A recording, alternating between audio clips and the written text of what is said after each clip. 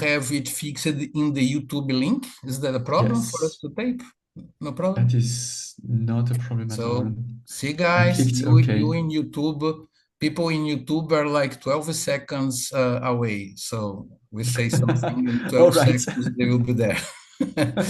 So people in YouTube, you have the permission of taping, and many people will see your conference later on, Yep. because they come to the site and have a take a look on the many conference that we had on structural bioinformatics in this event.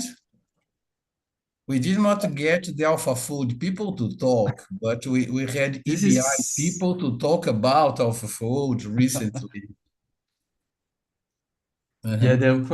they're quite secretive at AlphaFold. Uh-huh. We have close collaboration with the EBI as well, With EBI. and even with them sometimes it's a bit Mhm. yeah.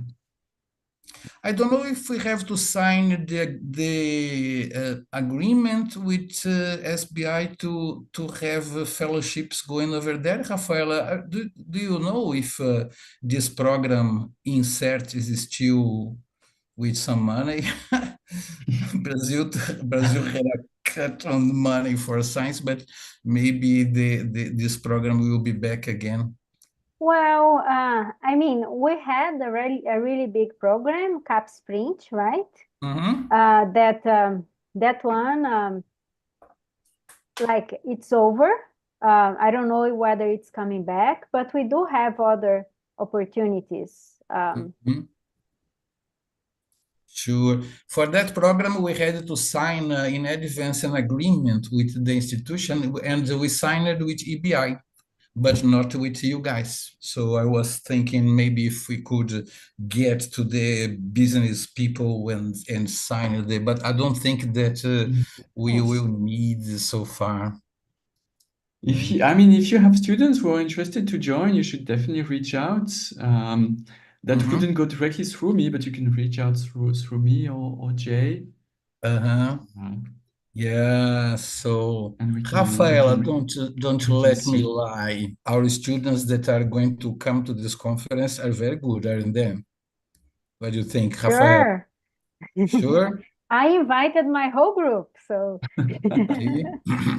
I expect them, and I already see lots of people here from our graduate program, several students from other labs that are interested in structural biology. Mm. So great students. So it's a nice place to go fishing for postdocs and PhD students. So if you have open opportunities, they would like the community that works with structural bioinformatics in Brazil is quite large, isn't it, Rafael? Yeah, Yeah, I can yeah, see a we lot of have, attendees here. yeah, and Sorry. well, and we have some people here and some people on YouTube, right? Sure. We're waiting a little bit because the audience is popping, but usually we wait until 5 or 10 minutes after the hour. Is that too late for you guys over there? Are you I- like waiting for the time to go out for beer or No, fried? no, no. I personally, No, no, I'm you have beer in fine. the lab, so just Yeah, no. yeah, we actually already had a little celebration before, so With this cold. Yeah, okay. So I think that we can ask that question to the audience. Hi, audience, and you also in YouTube, 12 seconds away of us. We would like to know where are you connecting from? Or em português, de onde vocês estão se conectando? De Belo Horizonte, de Natal ou de onde? Coloquem no chat aí. I am from São Paulo. São Paulo is south of where Rafaela is. Belo Horizonte, Arum. UFMG Belo Horizonte, Natal, here. Petrópolis, Rio de Janeiro. Do you know Rio de Janeiro, Xavier? I have actually never been to Brazil, so Ah, that's definitely something that I need to Fiocruz, Rio de fix Janeiro, one day. Maringá. Come on, chat. We want to know where are you connecting from. Let me do Alt Tab here to see where the YouTube people are, because I have to check on them. The YouTube link, is that a problem for us to take? Oh, there's some echo here. No, it's the YouTube. I was Yeah, 12 reaching the seconds YouTube later. and myself speaking some seconds. It's not some seconds, it's several seconds after. Oh, see people here saying where they are from. Belo Horizonte, Rio de Janeiro, Belo Horizonte, Natal, Fiocruz, Rio de Janeiro, Belo Horizonte. Many people from where Rafaela is. So, Rafaela, what do you think? Should we go? Let's see here. Yeah, I think we could start. We can start. You are the Okay. boss. Okay. I created the So- expression chairwoman. Why not? We have the chairwoman Rafaela today, right? All right. Thank you very much, Okay. Miguel. I'll disappear here and you have the command. So it's a great pleasure to have two speakers here today. We're going to have Dr. Janani Durairaj and Dr. Xavier Robin, who are part of the CAMEO team at the Swiss Institute of Bioinformatics. They are in Basel, Switzerland. And today they're going to talk about protein-ligand complex prediction. Are we there yet? So very briefly introducing our speakers. They are both affiliated to the Swiss Institute of Bioinformatics, working on computational structural biology. Dr. Janani is a postdoc there for about 2.5 years. And she's a researcher in the 3D protein bioinformatics research group. Her work is at the interface between protein structural bioinformatics and machine learning, where she develops efficient algorithms and software to represent, explore, and understand protein structures for applications ranging from enzyme engineering to drug discovery. And Dr. Xavier Robin is a senior software developer specialized in computational structural biology. He has extensive experience in several areas, including deep learning, network biology, such as in cell signaling networks, processing and integration of mass spectrometry, and whole exome and RNA-seq data. Also in data analysis, curves, biomarkers, supervised learning, and he also works with bioinformatics programming and web development. So we are very grateful to have you here. Looking forward for the talks. I don't know who is starting, but I hand it over to you. Okay, and Thank you, Rafaela. So I will be starting doing the first part of this talk, and then Jay is gonna continue with the next part. Before I get into the talk itself, we thought it would be good to introduce a little bit the Schwede group and the Swiss model team here in Basel. So the group is interested in several different topics all around protein sequence, structure, and function in 3D bioinformatics. The first is structure prediction. We are running the Swiss model web server, running and developing it. Model Archive, CAS, and CAMEO. We are also participating in CASP, which are benchmarking efforts. Model Archive is an archive of protein models that we are also developing and maintaining here. Then we are interested also in protein interaction, protein and design, so protein ligand binding in particular, which we're gonna present in more detail in this presentation, but also viral proteins, variance interpretation, and design of binder molecules. We, of course, are interested in machine learning and artificial intelligence. We have a part of the group which develops things around language models for proteins, binding pocket, protein conformations, and how we will show this in a bit more detail later, mimicry, antibody binding, etc.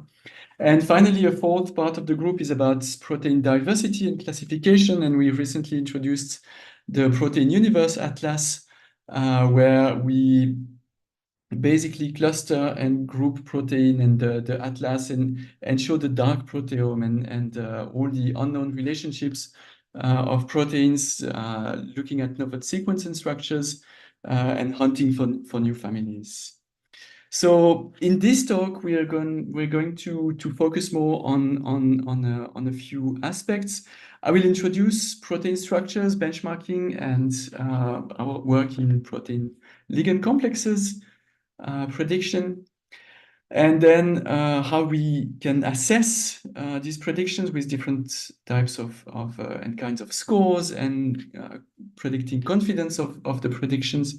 And then I'll hand off to Jay, who is gonna show some lessons that we learned from the current state of the art in binding pockets, protein and ligand diversity, and also looking at protein conformations. And finally, defining the protein-ligand interaction space and data sets that can help researchers in the area.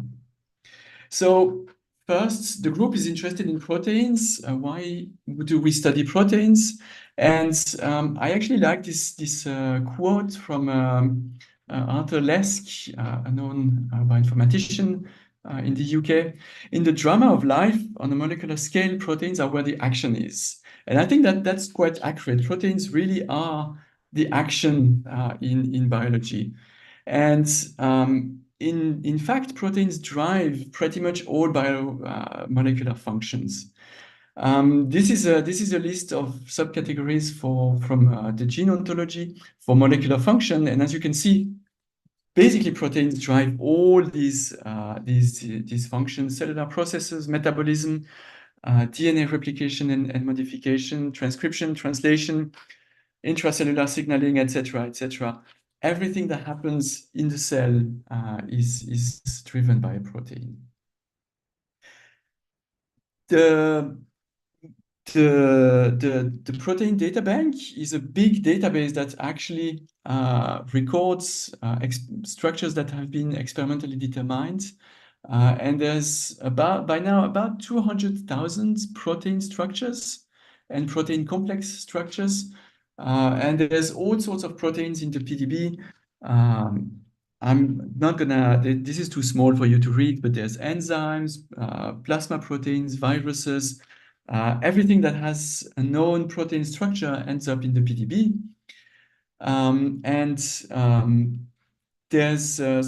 There's about 200,000 of these experimentally determined structures in this database.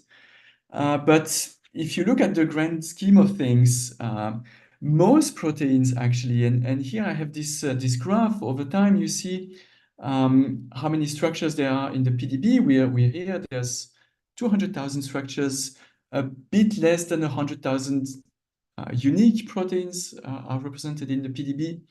But if you look at SwissProt or Tremble and realize this is a log scale, there's a huge gap between the number of proteins that we know of and the proteins for which we have a known structure.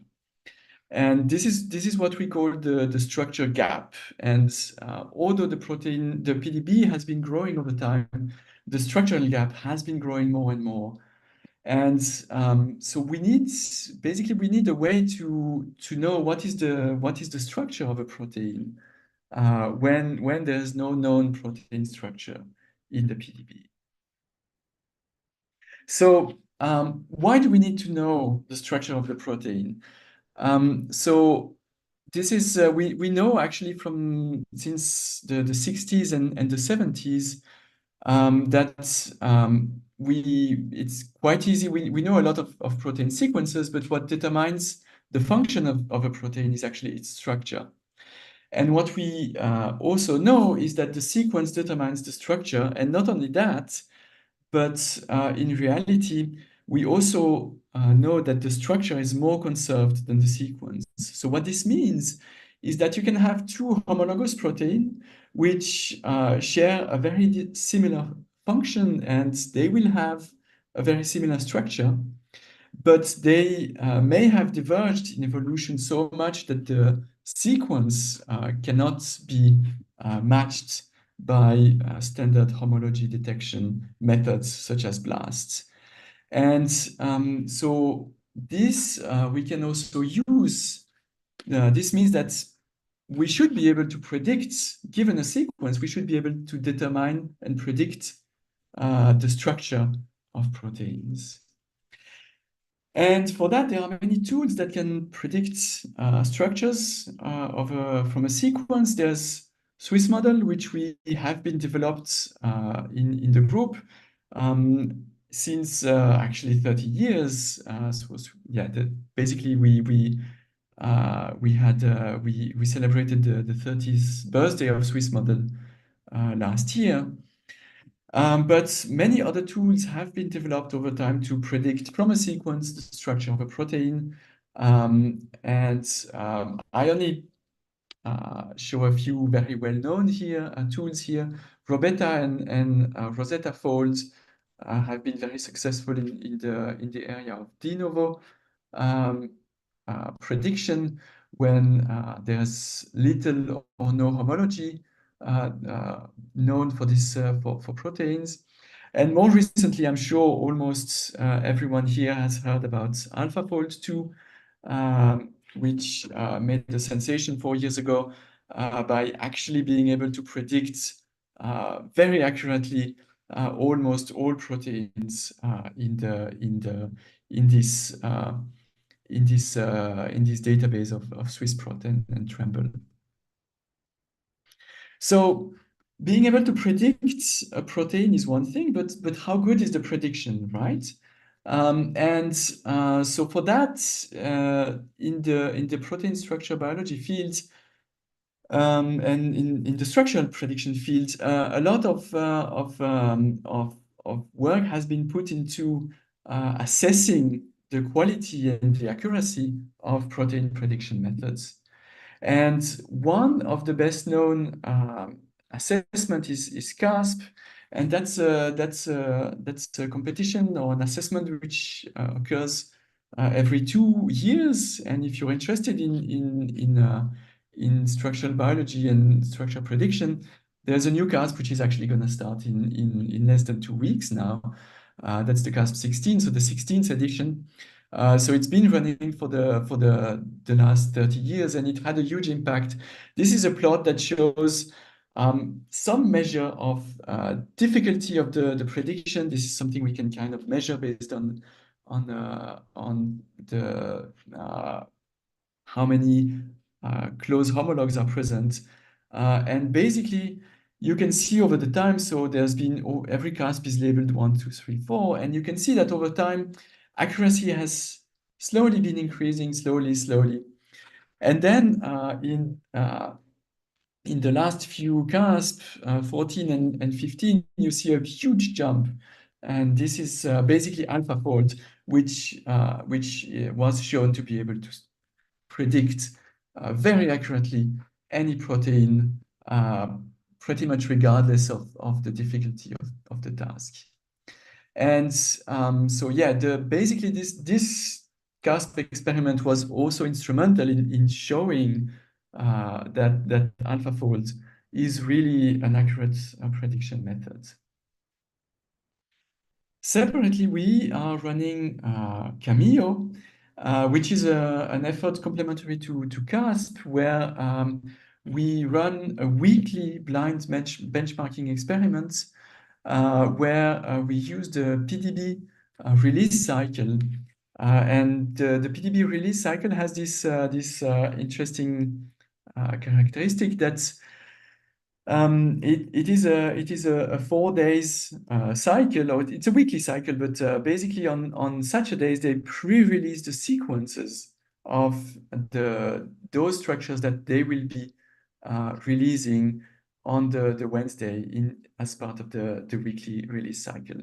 And what we do is that we select 20 interesting target sequences from this pre-release, and we submit them to our participating servers, and they have 4 days to make predictions and send us their predictions of the 3D structure of the proteins.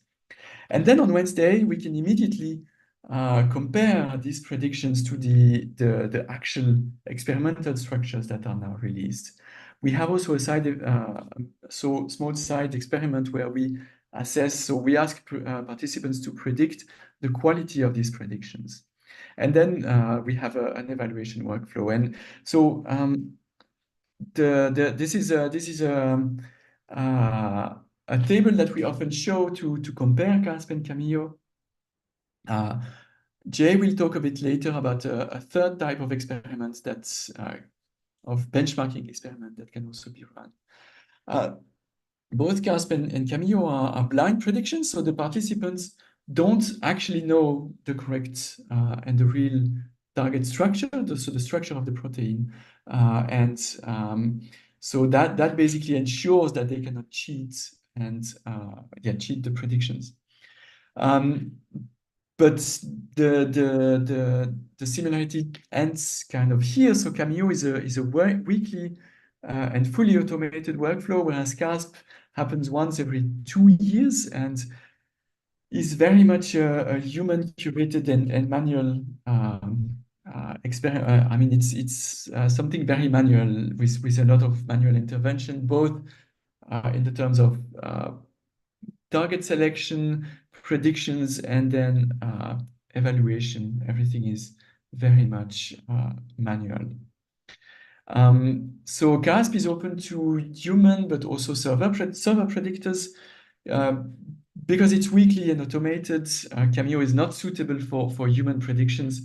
So we only evaluate modeling servers. As I quickly mentioned, CASP targets are fully handpicked, and they're typically handpicked by structural biologists and fairly hard folding targets. CAMEO targets are taken from the PDB. They are selected for novelty based on automated workflows. They tend to be typically easier targets and easier to assess. Assessment is also fully automated in CAMEO, whereas CASP is based on an expert assessment as well as expert ranking. Okay, so now the second part of this talk is of this introduction is protein ligands binding. So everything I've shown so far was really interested only in proteins, but in reality, most of biology is not just proteins sitting alone and doing nothing. Proteins interact with each other and form complexes, either with other copies of the same protein itself, that's homomeric protein complexes, but also heteromeric protein complexes when different proteins come in together. And also, and that's what we are most interested in the group and what we will be presenting today, also they bind ligands and basically small molecules and ions. And this has impacts in pretty much all the areas of protein functions, whether it is especially in all the areas of drug design, whether it's fishing for potential drug targets and profiling, virtual screening, predicting adverse drug effect reactions, repurposing drugs, and improving ligand target binding. And all these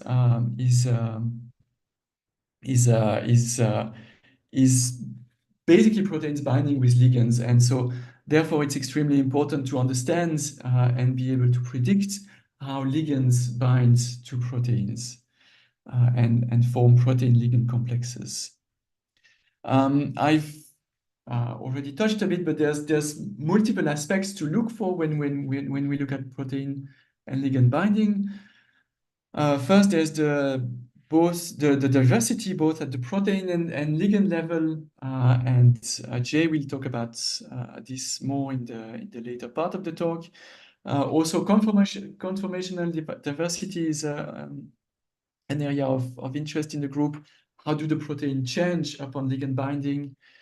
Ligand pockets, so binding pockets, where do the ligands bind? And can we predict where a given ligand will bind? And finally, also the prediction of how does a ligand bind to a protein, and that's called ligand pose prediction. All these aspects we are looking at, and we will look into more details in this talk.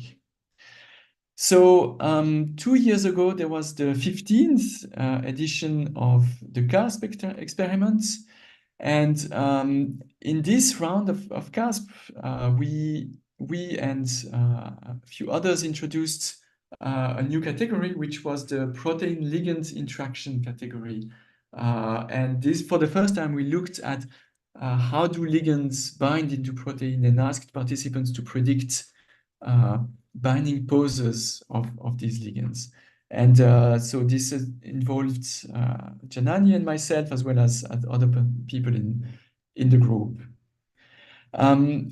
Also, we have been interested into that in CAMEO. So there's been so we've been running CAMEO. This is an experiment that's been running weekly since 2012. Initially, we were only looking at single protein chains, so a protein on its own without looking at how it binds. Quickly, we've been looking at also homo-oligomeric complexes. So how does the protein bind to itself and form a protein complex? More recently, and that was already 3 years ago now, we introduced a new category where we looked at heteromeric complexes. How do different proteins bind to each other and form protein complexes? And finally, and that's the most recent addition to CAMEO last year, we've started to look also at protein-ligand complexes. How do ligands bind into a protein? So all these benchmarking experiments, they basically align with each other, and we're all converging into the importance of protein-ligand binding. And yeah, so we have introduced a new category in CAMEO, which is structures and complexes. It's currently in beta. So we basically submit and evaluate all sorts of protein complexes with protein-ligand complexes, heteromeric protein complexes. We are also interested at binding with DNA and RNA. And so if you have prediction methods and server, don't hesitate to contact me or our help desk and register your servers there. Right, so that's it for the introduction of protein-ligand complexes. So and protein structure prediction. And so now we assume that we do have a prediction. So we submitted participants or methods with a protein, one or more protein structure, identity of ligands, and that's what we call in our world a target. And the participant has made a prediction. That's what we call a model. And now we need to basically assess, and that's the evaluation part. How do we assess how good and how accurate this prediction and this model is? And in order to do that, we need to have scores, which allows us to compare predictions with the targets. So when we look at protein, there's the first initial thing that a bioinformatician would think about is basically I can superpose these prediction with the target and calculate an RMSD. The advantage of RMSD, or root mean square deviation, this is completely size independent. It's very easy to calculate. But one issue for proteins is that proteins can be quite flexible, and RMSD will be typically very sensitive to outliers. And it turns out that this is a big problem because the RMSDs are typically too sensitive to outliers. And so different scores have been introduced over time to try to work around this limitation. GDT-TS is a global distance test. It's still susceptible to domain movement, but is looking at distance differences. Distance basically distance between prediction and the target. Typically, it's only looking at alpha carbons. This has been very popular over time in CASP experiments. And in the group and others as well have introduced other scores which we believe are superior. We are biased towards LDDT, which was introduced by people in our group in 2013 already. And both the LDDT and CAT scores is introduced by another group who we collaborate quite often with. These two scores are superposition independent. It's surprisingly tricky to properly superpose two proteins when there's domain movement. So these scores basically avoid these problems. And also very importantly, they consider all atoms, typically GDT-TS and related scores only look at the backbone of the protein. But when you really want to look at details of how good the prediction is, you really need to look at all the atoms, and this is what scores like LDDT and CAT score do. Now, when you're looking at more than one protein, you introduce some extra challenges because, of course, you now suddenly have interfaces, and you want to look at how accurate the prediction of the interfaces are, and you want also to look at how accurate the whole complex is.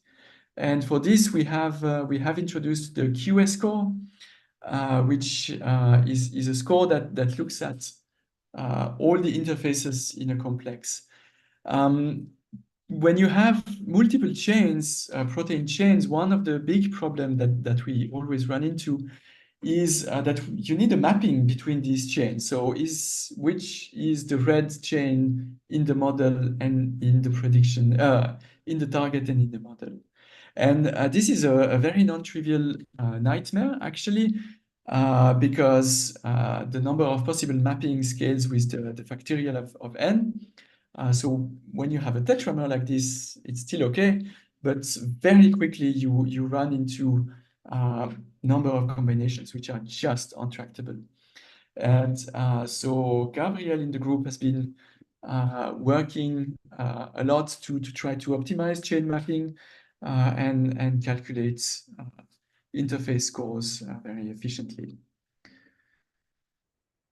Now, so looking at proteins is one thing, but for this talk, especially, we're interested in the ligand part of protein-ligand complexes.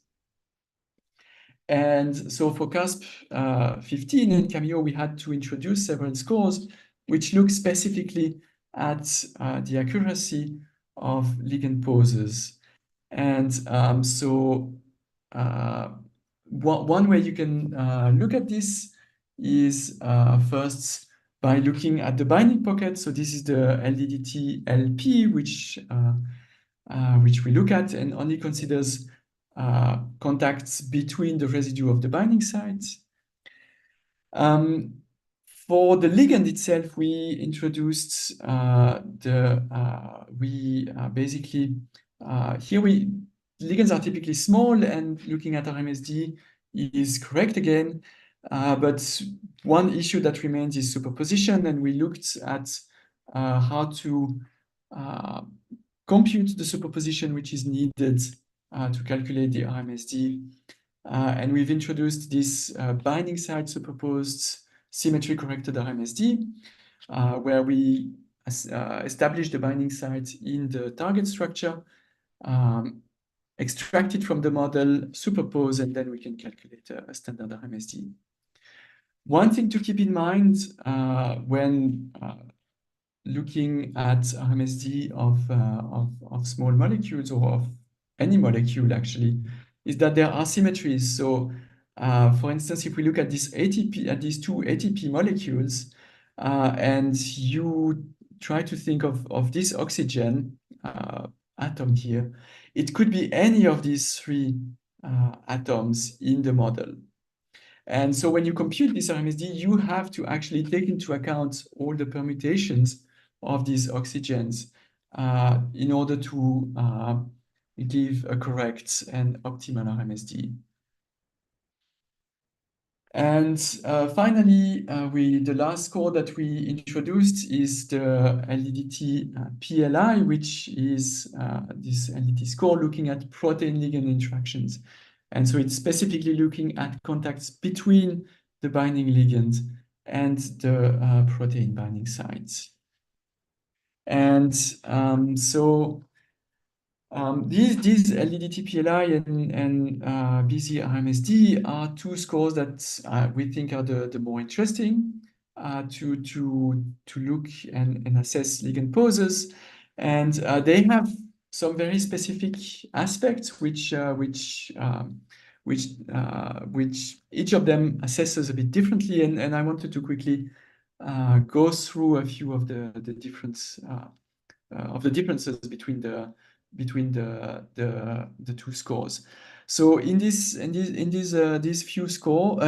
few plots, you always have and I don't remember now which is the model. I think the model is in green and the target is in purple grayish color. And so here you can see a case where you have a very, very accurate prediction. Everything is predicted very correctly. There's a binding site here. There's an ion which is predicted spot on. LDT PLI is expected, so it's a score between 0 and 1 is actually a perfect prediction. RMSD is of course a score between 0 and potentially infinity.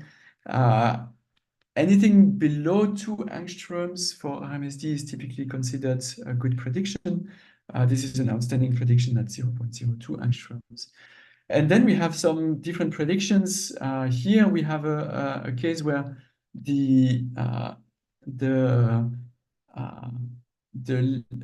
ligand ion is predicted slightly off, but because the distance to the binding site is exactly identical, LDT PLI, which only looks at distances, doesn't see any difference. Here we have the other case where the ligand ion is predicted spot on, but there's a side chain is swapped in the binding site, and that shows in the LDT PLI score, which penalizes the binding site. One side effect of RMSDs is that the RMSD is basically unbounded. So we saw in some occasions this kind of prediction where a ligand prediction is really bad, and part of the ligand is predicted to be completely far off the binding site. And because the ligand still makes some contacts with the LDT PLI, you see that it's not perfect, not great, but non-zero score for LDT PLI. But RMSD just goes up to the roof. And yeah, here we have another example where actually there's a pretty decent prediction and ligand pose with 1 angstrom. That's pretty good. But LDT is actually looking at in this case the model was missing the second chain which makes contact with the ligand, and therefore the LDT PLI was strongly penalized. So yeah, we have been working on this evaluation of accuracy for the last couple of years now. So we all these cores are available in open structures. So open structure is a Python toolkit that we developed in the group. It basically encompasses all our structural biology code, and yeah, it's available here. There's a command line which allows you to run all these cores without having to code any Python. And we also, within Swiss Model, we have developed the structural assessment web server.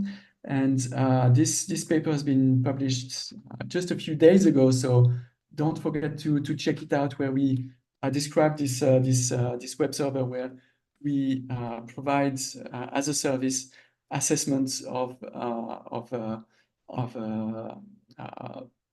structural predictions.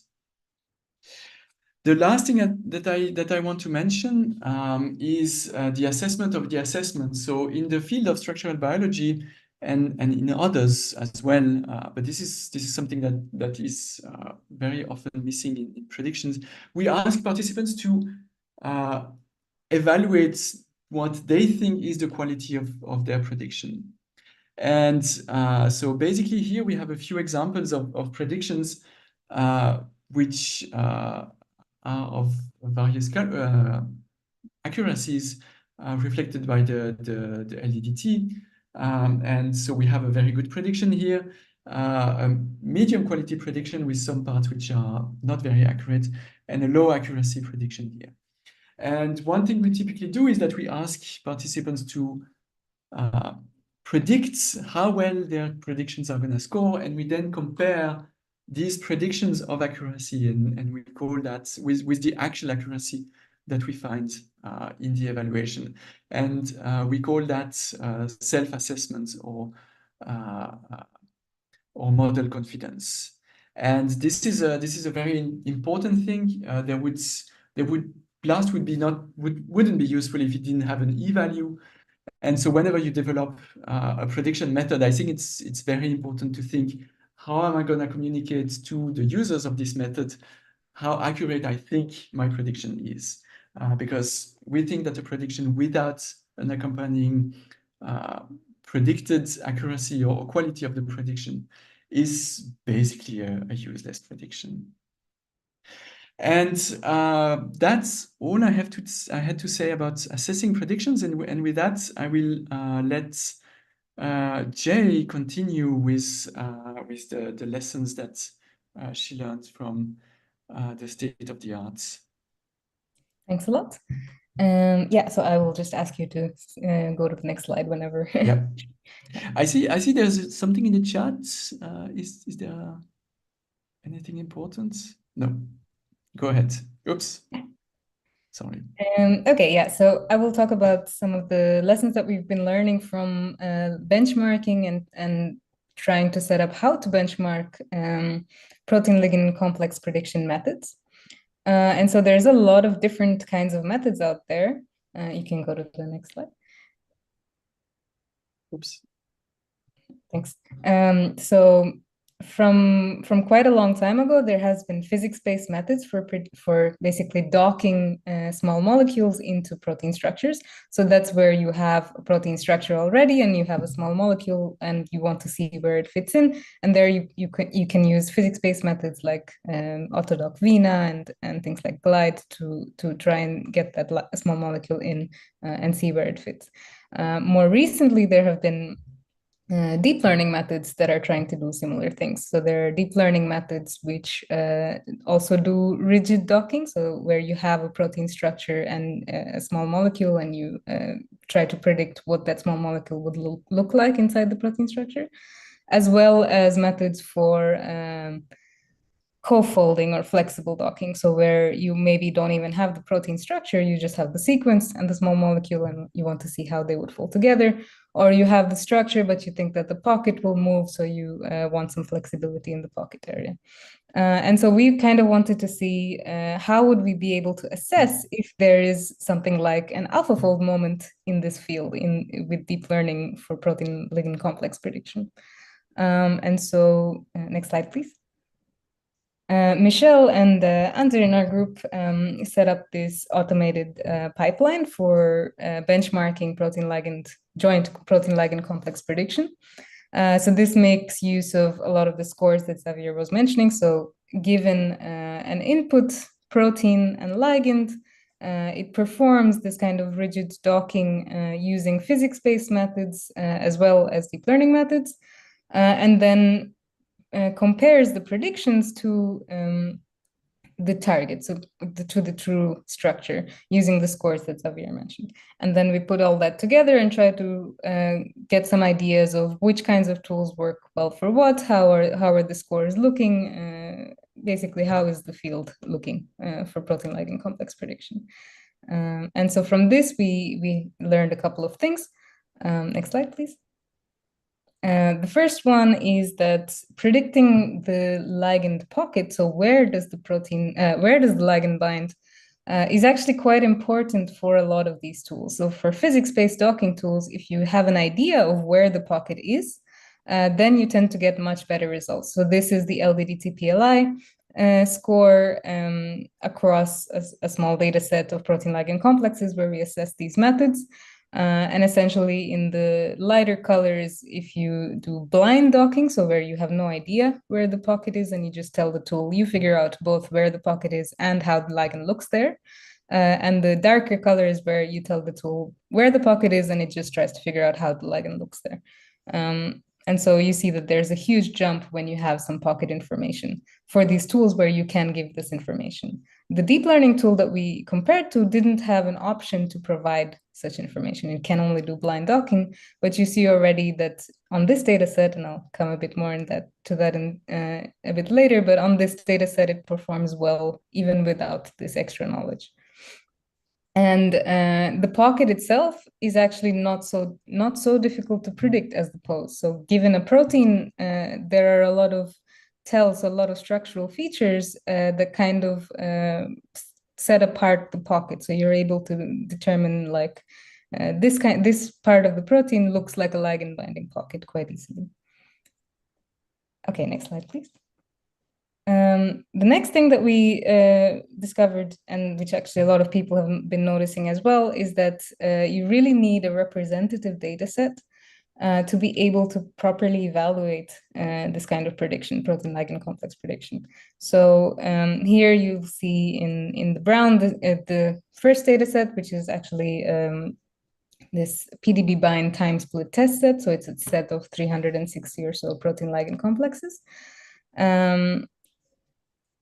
And the reason that we use this is because a lot of the current deep learning methods for protein-ligand complex prediction use this PDB bind set for training and testing. So they have 17,000 complexes here for training, and then these were what they show the test results on. However, what we notice is that actually this data set is very similar to the training set. So a lot of the complexes in the test set have the same protein or very similar protein to what's in the training set, similar pocket, similar ligand binding poses. And so if you then use if you then use a data set, so this is in orange over here, where you don't have this leakage, so you have complexes which are different from what's in the training set of deep learning methods, then of course the physics-based methods don't really change since they're not trained. But the deep learning-based methods immediately start going down. The prediction quality drops significantly. Next slide, please. And this is something that people have started noticing quite a lot, where really the deep learning-based docking methods fail to generalize. So they're not able to actually predict poses for ligands and proteins which are not present in their training set. Yes, next slide, please. The third big lesson that also a lot of people are noticing as well is that you can't, at the moment, you can't seem to use AlphaFold models for rigid docking. So even though, as we've heard, AlphaFold gives really highly accurate structure prediction for a majority of proteins across the full range of diversity, they're still not actually accurate enough in this context of ligand binding. So in orange is the same as before. That's where you give the structure of the bound conformation as input to the docking tool, so the crystal structure of the bound conformation. And then in blue is when you give an AlphaFold model instead. Even though the AlphaFold model LVDT of the pocket is very high. So it's not that it's getting the whole protein wrong. It's not like it's getting the backbone wrong. It's really a few changes can completely mess up the prediction quality of these tools. Next slide, please. And yeah, as I mentioned, this is also something that a lot of people are starting to notice, that even if you have a very accurate prediction, even a single residue that changes in the binding pocket basically blocks the ligand from being able to fit there, meaning that the tools are not able to then place the ligand there. So this essentially means that we can't really look at protein structure prediction and protein ligand structure prediction as two separate steps. It really needs to be the kind of problem where we take these interactions into account. Proteins don't act by themselves, they fold in the presence of these small molecules, meaning when trying to predict this folding, we also have to take the small molecule into account. Next slide, please. So here are some examples of the kinds of changes that happen in a protein structure because of or during ligand binding. So it can be something as small as just a side chain motion. The side chain moves and then you have ligand interacting with that side chain. It can be like a small part of the protein opens a bit so that there's a bigger pocket for the ligand to fit. Similar things like that, where essentially you're opening up the protein to fit the ligand, or you're making better interactions with the ligand with certain residues. And all of these are not things that AlphaFold can predict. And this is not really AlphaFold's fault, right? It has never actually seen the ligand. It doesn't know that it's there. It just has as input the protein sequence, and it tries to predict the best protein structure for that sequence. And so, next slide, please. Yeah. So Peter Shriniar, a PhD student in our group, he's actually working on trying to get this ligand information into AlphaFold. So starting with the whole AlphaFold architecture as it is, with frozen weights, meaning that it's already been trained as with the AlphaFold weights, to try and get the ligand representation into the latent space of this pre-trained AlphaFold, and that way be able to guide the structure, the predicted structure, towards the conformation that's actually relevant for the ligand binding. So the one where the ligand would make the correct interactions and be able to interact with this protein. Yes, next slide, please. Okay, so from that initial benchmark and from those three lessons that we learned from that benchmark, we realized that the way to be able to assess how we're doing at protein ligand complex prediction as a field, the only way we can do that is to actually define the protein ligand interaction space and see how tools are able to perform in different areas of the space, as well as give, especially the deep learning methods, enough information about this space so they can actually learn to generalize. Yes, next slide, please. So this is what we need in order for both for deep learning methods to be able to predict protein ligand complexes and for us to then be able to assess that this prediction is going well. We need much larger and more diverse training sets. So as the one that I was mentioning, PDB bind, it only has 17,000 complexes used for training. But of course, there's many more complexes, both in the PDB and that are known across a very wide diversity of proteins that's not covered in the small set.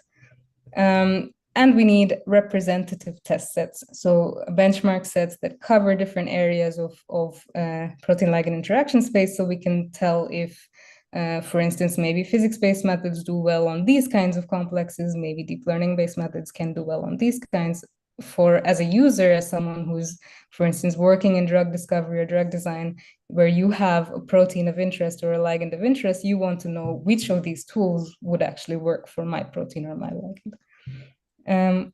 Yes, next slide, please. So with that in mind, we built this workflow to collect all the protein-ligand interactions from the PDB, from the protein data bank. As Xavier mentioned, there are over 200,000 entries in the PDB, but these are each of these can be a huge complex with multiple proteins, multiple ligands, and so on. So what we did was, next slide, please, was to take all the biological assemblies in the PDB and detect all the protein-ligand interactions. So using this tool called PLIP, Protein-Ligand Interaction Profiler, we're able to detect all the kinds of hydrogen bonds, water bridges, etc., between small molecules and protein chains. And this allows us to find all the protein-ligand interactions in the PDB.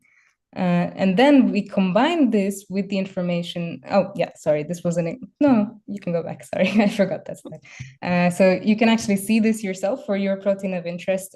So Stefan, also in our group, helps maintain the Swiss model template library, where for everything in the PDB, you can see all of these contacts between ligands and proteins. So the link is over there, and you can enter your PDB ID of interest. Thanks. Now, next slide, please. So then we combine this information with the PDB validation reports. So these are reports that the PDB generates for crystal structures, where you see how well does the electron density of the crystal structure agree with the actual coordinates. Next slide, please. So here's an example of why this is actually necessary. So on the left, there's two figures, right? So they're both of the same protein, the SOX2 protein, with the same ligand, but solved by different labs or in different experimental settings, two different PDB structures. And just behind the picture of the small molecule, you'll see like this little electron density. So that's the electron density that was used to determine the coordinates of this ligand. And so you have the same protein, the same ligand. What is the correct pose, right? Which one do you actually want a predictor to predict? In this case, the one on the right is actually a better fit of the underlying electron density of the coordinates. So if a predictor gets that, then they should be given a higher score than if they predict on the left. But this means that we need to be able to know which of this is a higher quality than the others.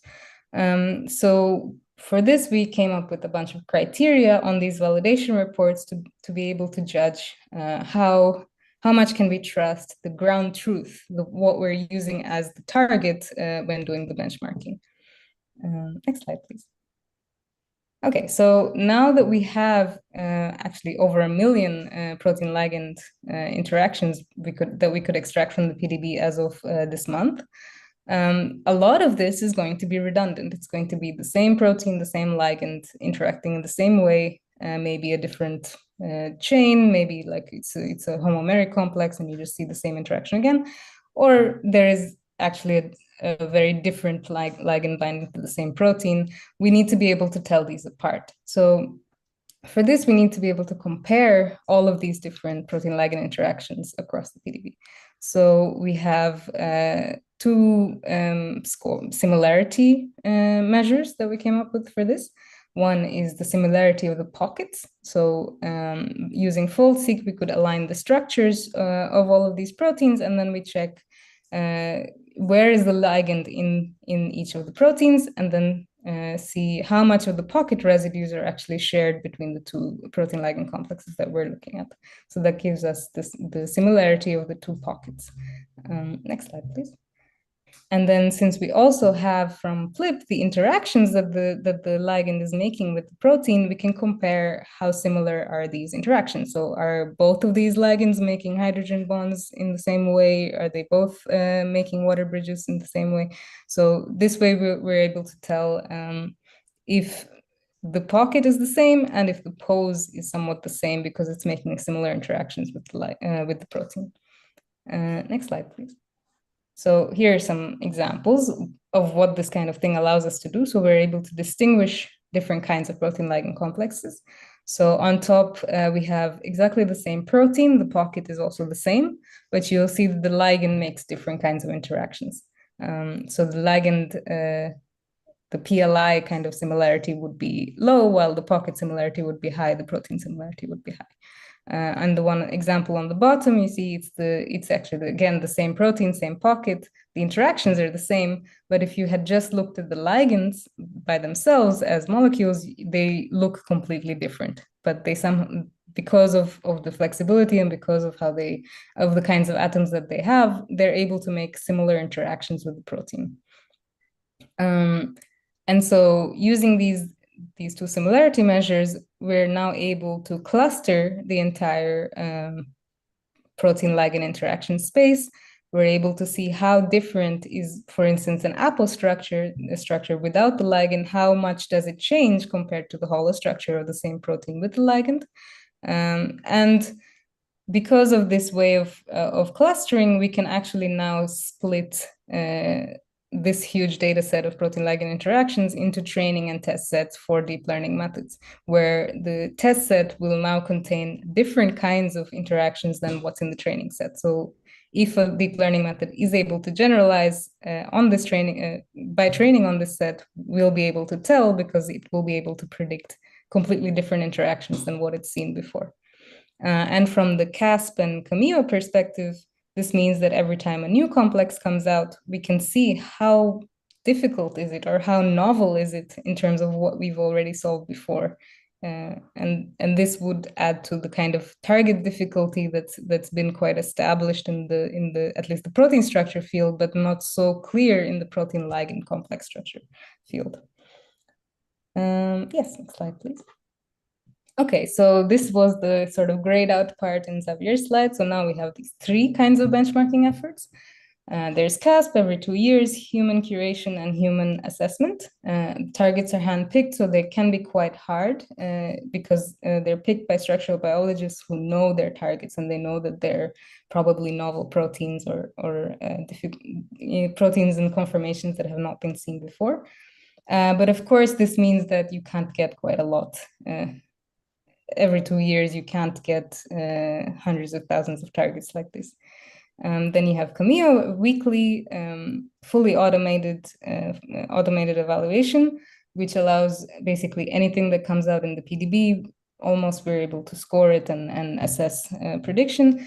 But since it's a weekly thing that anything comes out in the PDB, most of the newly released complexes are not exactly novel. They have proteins that have been known before, also interactions that have been known before.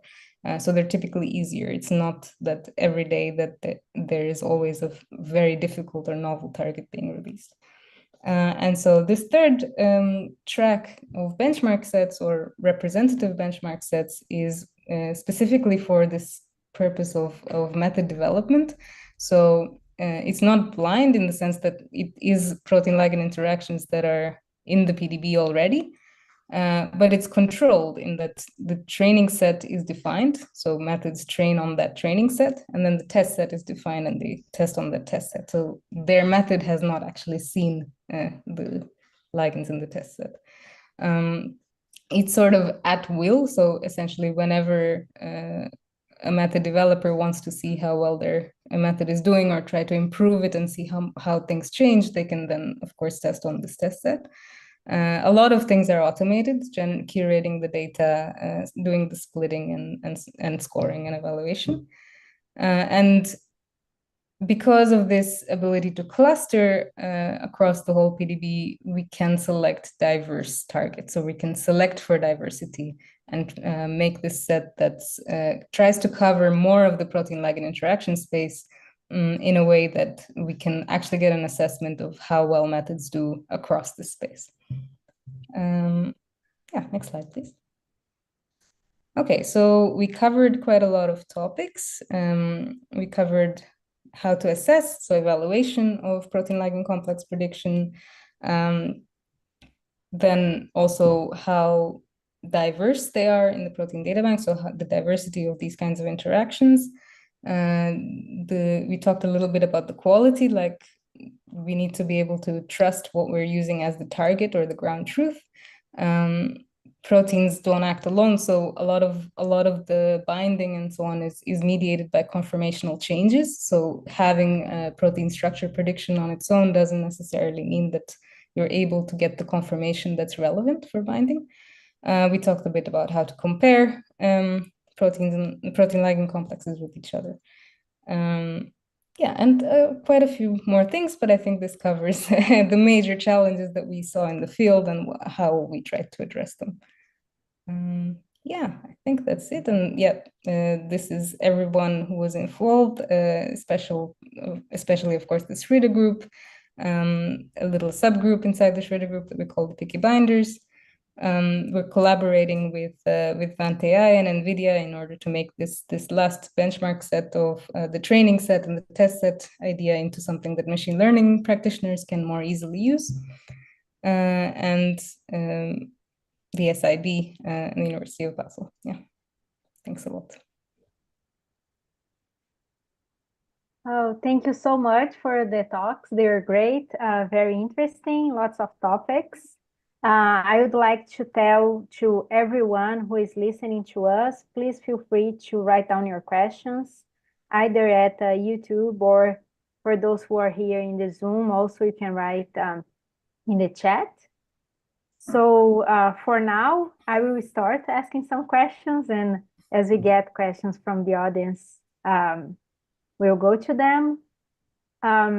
First, I would like to mention that I think the CAMEO idea is really interesting. I've been always fascinated with CASP, and I think this was an initiative that was really important in the structural biology community, and lots of initiatives followed. And I really like the idea of the constant evaluations and the automated process. And I have a couple curiosities concerning this. First, you mentioned that each week you select around 20 target predictions. So, and you also mentioned that they are usually easier than the ones that would be included in CASP. So could you please comment a bit more on how is this selection criteria, and whether you try to include the diversity? How do you do that? Yes, sure. So in the traditional CAMEO that was looking just at one chain, the situation was quite easy. We used traditional homology detection methods. We used actually just BLAST to try to, so basically BLAST, when you give it a protein, and the database was the PDB. And so we would basically look with this BLAST search, has this protein or something very similar been already seen in the PDB? So does a very similar structure already exist? And what we would say is typically if there is already something which is very similar, and here we're talking, I think the threshold is 85% sequence identity. If it's that similar, modeling is trivial, and it's not really interesting to submit that to the participants. Now, this becomes more interesting, and with protein complexes, and even more with protein-ligand complexes. And here we apply all these things that Jay has discussed a bit. Can we find structures in the PDB with a similar ligand, or is this something which is novel? At the moment, we don't yet in CAMEO look at interactions and really binding pocket diversity. And this is something we'll try to include very soon. So for now, we just look at simply identity of the ligand. Has this protein and been seen in complex with the same proteins and with the same ligand? If that's the case, then it's a trivial modeling challenge, and we typically skip it, and we try to focus on protein complexes which are seen with novel ligands. There's one peculiarity in CAMEO which doesn't apply to the more the more post-processing or later processing steps that Jay has shown. We don't know the structure on such a day when the PDB pre-releases the sequences and the ligand identity. And so therefore we cannot actually see, is this ligand binding in a novel manner? We don't know that yet. We only know that there is a ligand which might be novel. So we try to integrate all these different aspects that we've been describing into a selection of basically targets which are novel and that we think that prediction methods may not find fully trivial. Okay, thank you. Basically, this would be similar to what you would do as a train test split, right? We're trying to do something similar. I don't know if that answers your question. Yes, it does. So as far as I understand, you're trying to pick the most challenging cases. Yeah, not necessarily the most challenging, just challenging. Enough. Challenging enough, exactly. Okay. All right. So we got some questions in the chat, right? Yes. But let me ask you one while you reach the question. Xavier, do you really know the correct answer for the next CASP already? You mean the target? Yeah, we're working with the CASP. How many people knows the secret? So we have a set of targets which are going to be very interesting. They come from industry collaborations that we have, and we have actually a few. We will call them super targets, and there's 200. There's one with more than 200. No, with 200 different distinct ligands binding to a protein. Which we obtained through a collaboration with Roche, and there's how would be the picking of the challenge? Sorry, say it again.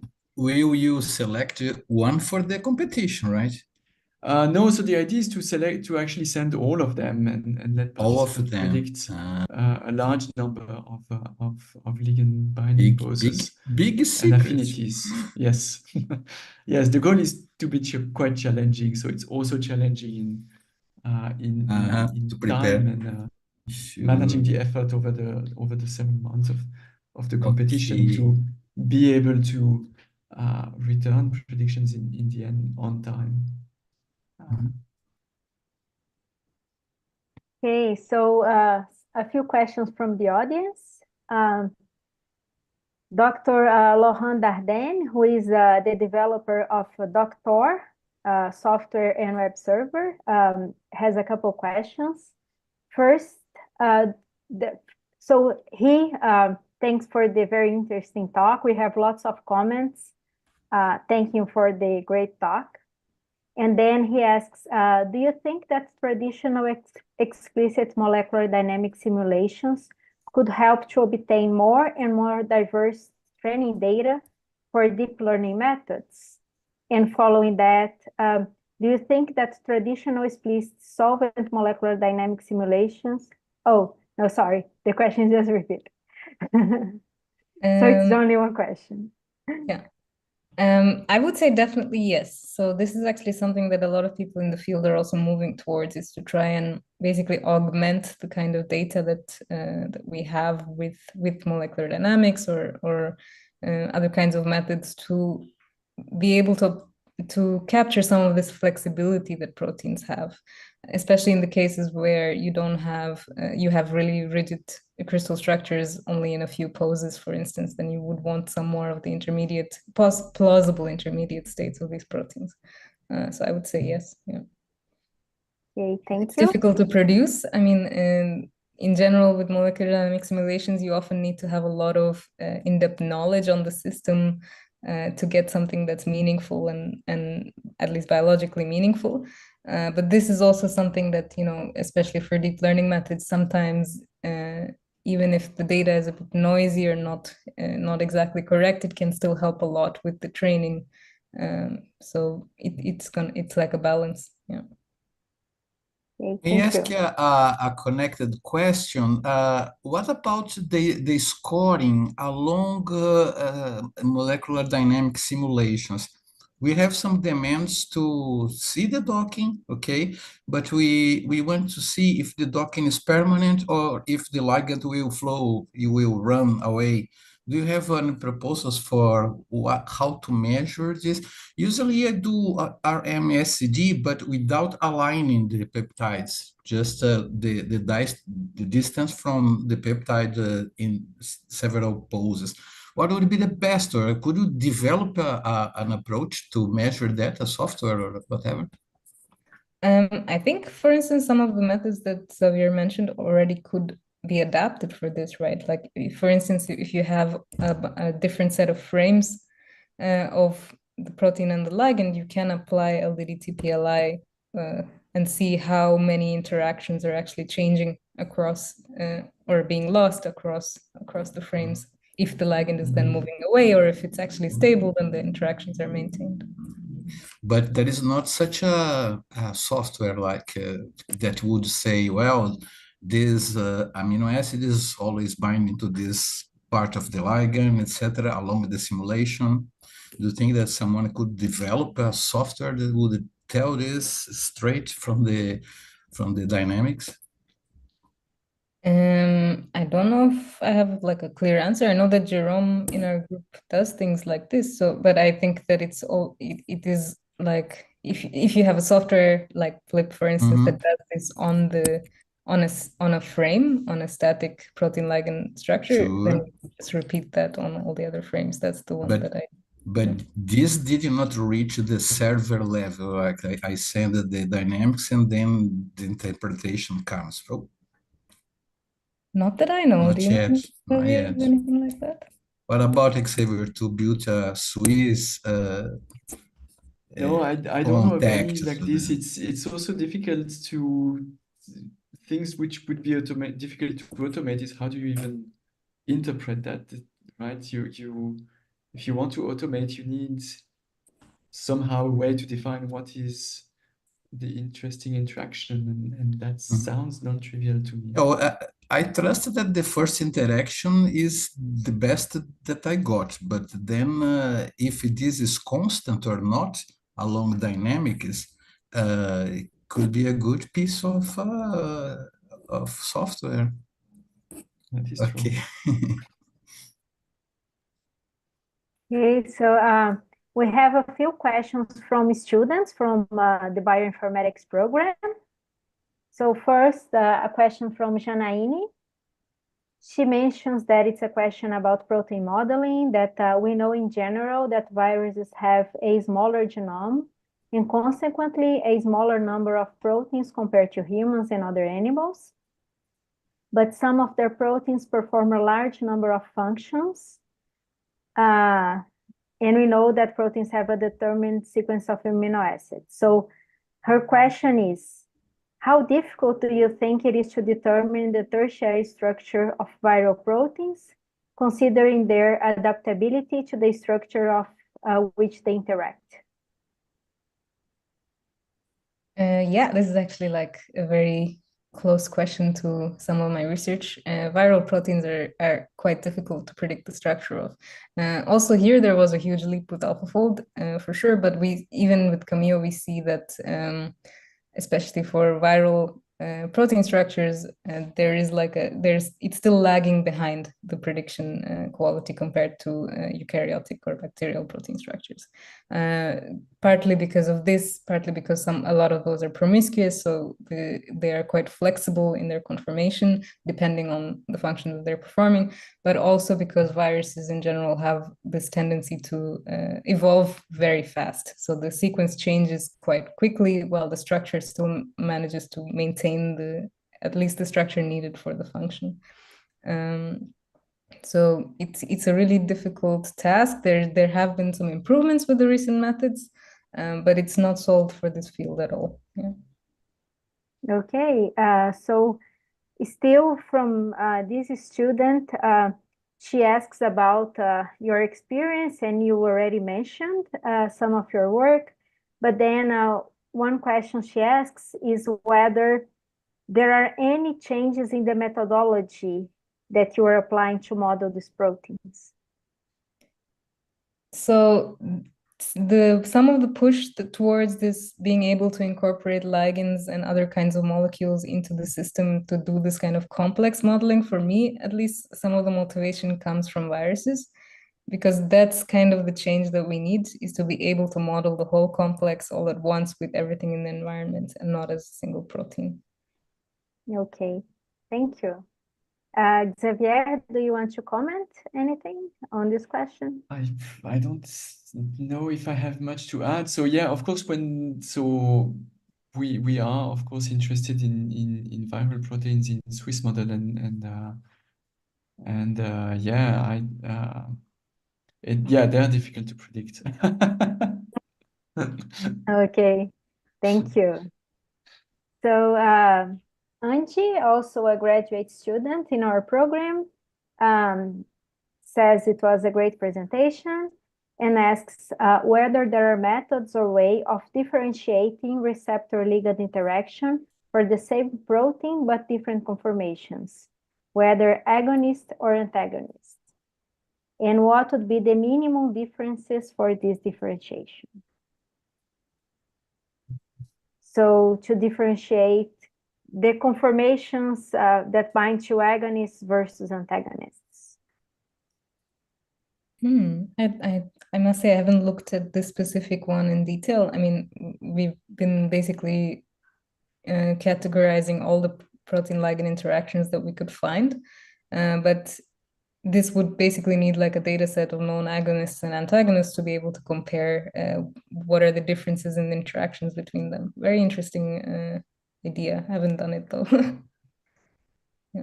Yeah, I think it's quite challenging, right? For some of the GPCRs, for example, in which they study this. I think this is not like a trivial, it's not trivial to differentiate. Yeah, I don't know if there is something that you can really tell from the interactions themselves. That would be interesting to check, but I'm not sure. Yeah. Okay, thanks. So from another student, Eduardo, he would like to know if there is a potential usage of your methods to predict transcription factor cognate DNA elements.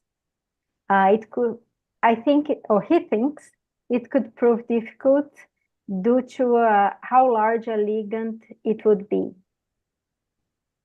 So yeah, looking into transcription factor cognate DNA elements.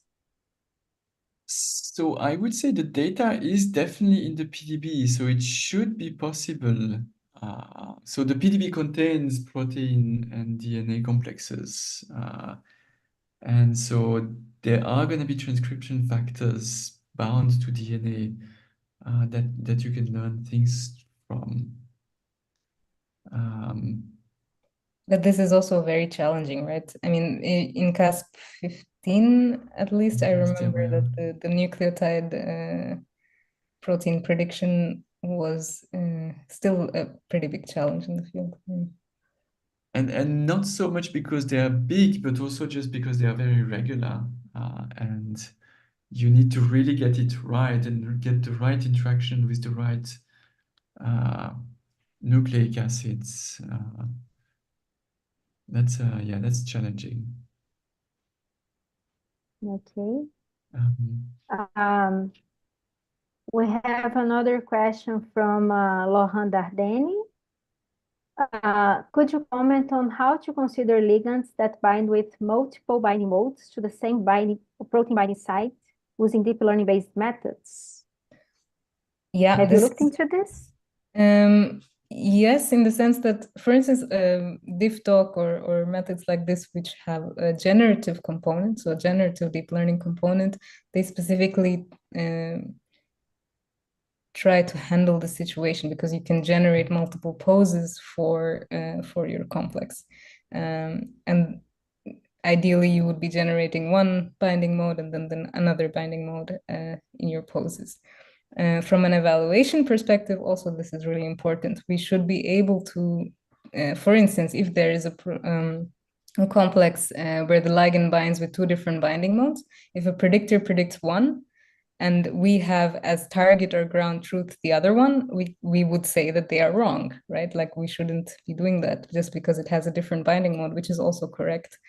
So this is something that we are taking into account using the clustering approaches, so that if it's the same protein and the same ligand, and you have a cluster of complexes in the PDB, you would want to evaluate against all of them to check if you got one of them, one of those binding modes instead of, yeah. Could you comment on how frequently do you detect these multiple binding modes, or how much data is there already to study this? I don't have like numbers. It's not a lot, it's true. Like it's usually, of course, for things like kinases or GPCRs where it's really heavily studied. That's when you also have more structures in the PDB, and then you can actually see these binding modes. So for sure, we're missing a lot just because they haven't been crystallized in different ways. But this happens when, especially in the case when you have very long molecules where only a small part of the molecule is actually interacting with the protein. The rest of it, the tail, let's say, it's floppy, right? It doesn't actually need to be in a specific way. And this is another advantage of LDDT PLI, is that it won't penalize predicting that part which is not interacting with the protein wrong. It's not going to be wrong. It's just not. It's not something that you can predict because it's just moving around in space. Okay, and in those cases, like you mentioned that when you're looking at the protein-ligand complexes, you evaluate the quality of the ligand information, right? So I guess some of this information you would also get from the crystal structure, but I'm just trying to think here. Yeah, that it's challenging to, like, we know that it exists, but how do you consider it on the fly? Yeah. Like, oh, I know that this happens, but considering different. This also comes up in CASP, actually, right? At Xavier, there were a couple of cases where we couldn't evaluate the target because in the end, the resolution was not high enough to actually say what the correct answer was. Okay, so one question that also came up to me, thinking about, Lohan mentioned the situation in which you have multiple binding sites in the multiple binding modes in a protein site, but we also have in crystallography, like sometimes you see the ligand in the binding site, but you also have like a binding mode in a interface, which is not a biological interface, but it's due to crystallography. When you're analyzing the data and getting this information about the binding sites, is there any type of analysis to exclude these pockets that are not the most the biologically relevant? Yes, to some extent, not in a fully automated way yet, because we're still trying to figure that out. But for instance, we have lists of artifacts. So for instance, crystallization buffers, like glycerols and things like that, which are only added for crystallization. They're not really relevant small molecules. Those we shouldn't be really considering as proper protein-ligand interactions. But sometimes sorry. No, I was saying from the other direction, we look at the bio unit and not the full crystal. Okay.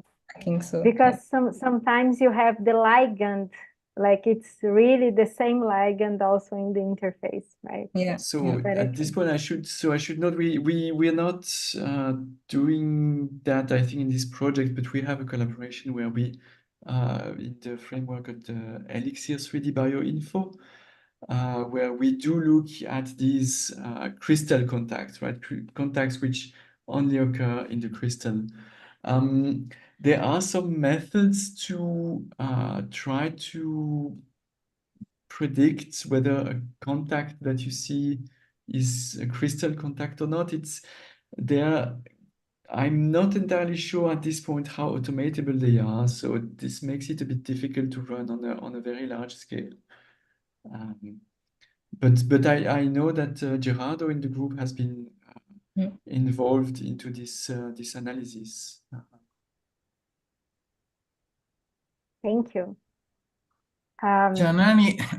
Janani, you looked at the rigid docking using AlphaFold pockets, right? I noticed that Swiss model pockets, they are quite a little bit different when I try to do this. Did you try Swiss model pockets with that experiment? How did it perform? Not exactly with that experiment, but in the group and also in other papers, they've done this, and it tends to perform better. Simply because you can then choose a template which also has a ligand. So then you end up getting a pocket which is more ready, let's say, for being able to dock a ligand.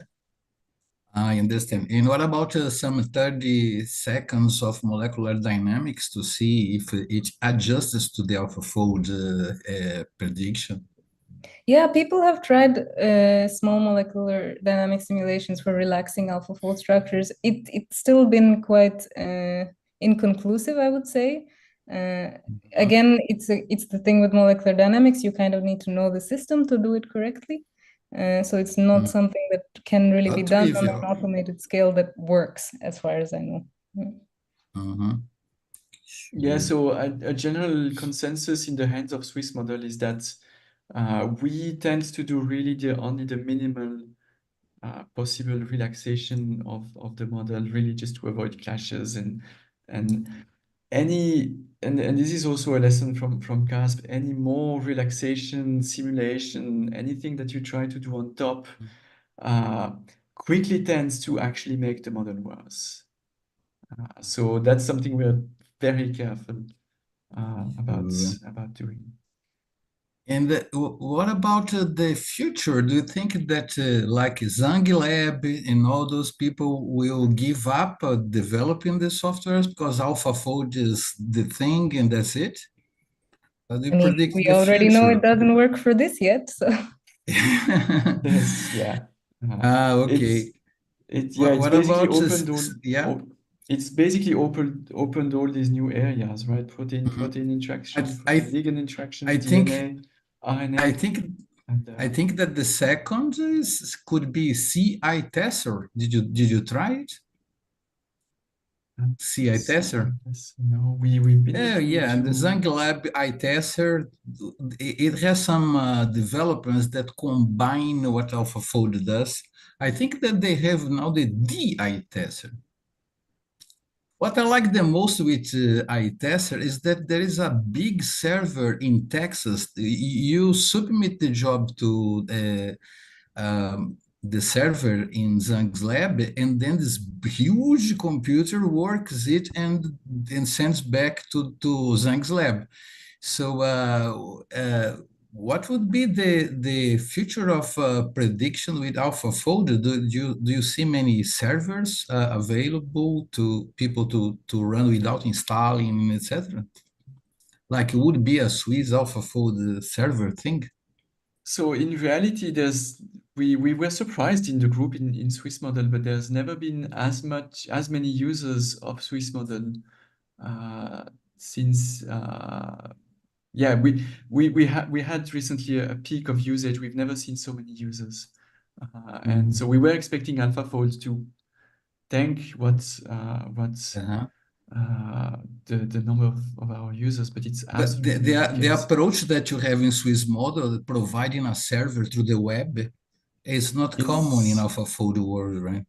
no, you can't. Yeah, you need to run it yourself, and you need a lot of resources, and this is Yeah, this can be a problem. sure. We are setting up a server for AlphaFood in Brazil. It's almost ready. Well, Yeah, it that was a sounds great. very, yeah. So yeah, get in touch with me if you want to have it benchmarked in CAMEO. Well, sure. Maybe in a couple of weeks we'll do that. And so yeah, Nice. sure. One question that I cannot leave. Are you fan of Alfred Hitchcock or so? No relationship to Alfred Hitchcock. No, I was wondering the meaning. Where did you get Camille? Because could be some Oh, well, that's a good question. Alfred Hitchcock appears instantly in their films, and this is called in the movie domain as Camille. That thing is a Camille. I didn't come up with the name actually, so I don't know the history.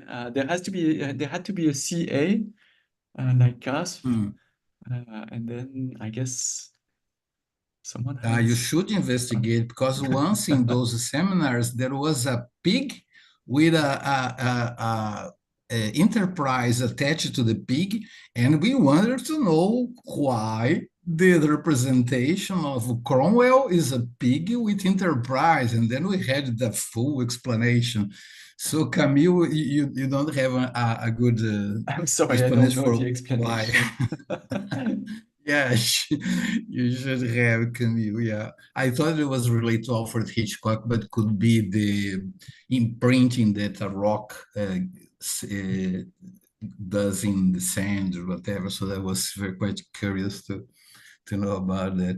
Well, it was a very sound and important webinar and conference. You know how important was your talk, your conference to our Brazilian students.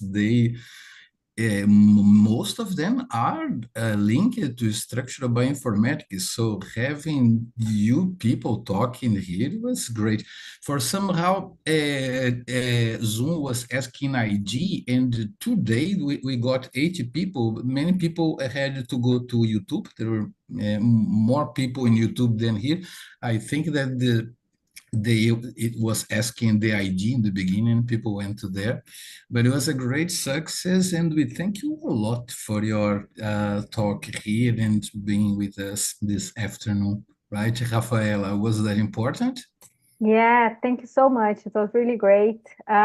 You can like you know that when you get lots of questions, right? And we didn't even read all of the questions, and we got several questions from the students. So that really demonstrates they were very interested. We learned a lot, and hopefully we can continue interacting. And as Miguel said, we have a very strong culture of having our PhD students abroad. So maybe we can send someone to interact with you guys. Yeah, and maybe you could come for a visiting professor and stuff, right? To stay some time from 15 to 3 years in Brazil. Yeah, thanks a lot for having us. It was a pleasure to talk with you. Yeah, thanks a lot. It's always nice to reach to new audiences. Yeah. Okay. Good. Thank you. Right. Have a great weekend. Have a nice weekend. Nice weekend. Bye-bye. Beer time. Bye-bye, people. Bye. Like the Teletubbies say, time to go. I don't know if that is in English the exact same. Obrigadão, Rafaela. Foi legal, não foi? Foi ótimo. Muito bacana. Bacana. É isso aí, galerinha. Tchau, tchau para vocês todos.